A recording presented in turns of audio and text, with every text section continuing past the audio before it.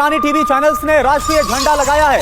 Black ribbon की जगह पर अब राष्ट्रीय झंडा लगाया गया। ये देखिए आप, टीवी चैनल से संदेश, शोक खत्म हुआ। टीवी चैनल से संदेश दिया गया, अब जीत के लिए जंग है। अब इसे समझने की कोशिश भी करेंगे अपने खास मेहमानों से, लेकिन आप देखिए टीवी चैनल्स के जरिए ये अपने आप में बड़ा मैसेज दे दिया गया है। राष्ट्रीय झंडा लगा दिया गया है, ब्लैक रिबन की जगह राष्ट्रीय झंडा ये लगा हुआ आपको नजर आ रहा है। टीवी चैनल से ये कहा गया है कि अब शोक का दौर खत्म हुआ और अब जीत के लिए जंग होगी। हालांकि ईरान में बदले का झंडा लहराया गया। एक और तस्वीर आपको दिखाते हैं, जामकरण मस्जिद में लाल झंडा लहराया गया और लाल झंडे का मतलब इजराइल से बदला तय।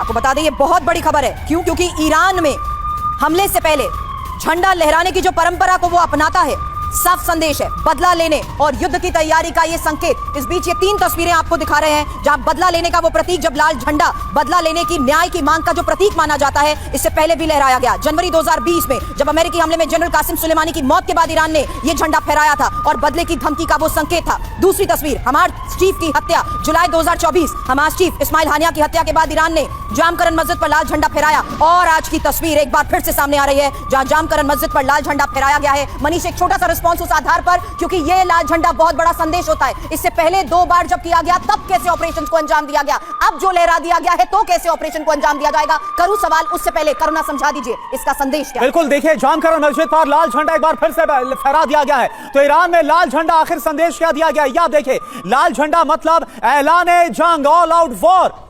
झंडे पर अरबी में लिखा है या ला थारत अल हुसैन, ये इस झंडे पर लिखा हुआ है। लाल झंडे पर अब मौत का बदला लिया जाएगा, ये साफ तौर पर है। कब कब लगा है लाल झंडा? जैसा सुरभि ने भी आपको बताया, 2020 कासिम सुलेमानी की मौत के बाद ऐसा ही लाल झंडा लगाया गया था। 2022 सऊदी अरब से तनाव के बीच लाल झंडा लगाया गया था। 2024 कासिम सुलेमानी की बरसी पर भी लाल झंडा लगा था। और जिस तरह से मनीष ये बताइए कि एक बार फिर से हम देख रहे हैं लाल झंडा, और उससे पहले ईरान की तरफ से कह दिया गया आज सुबह ही ये बयान आया इजराइल को लेकर कि अब तो सर्वनाश होगा, विध्वंस होगा। कैसे आप दोनों को रिलेट करेंगे?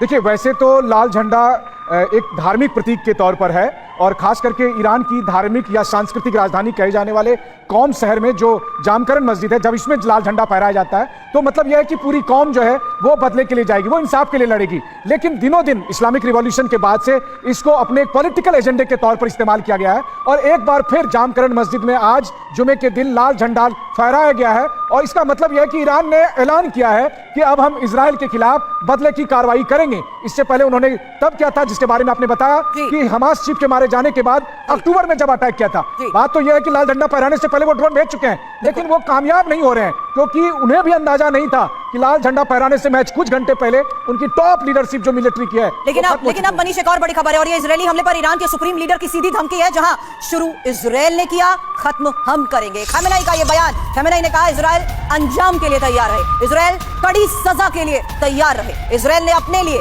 दर्दनाक नियति चुनी है।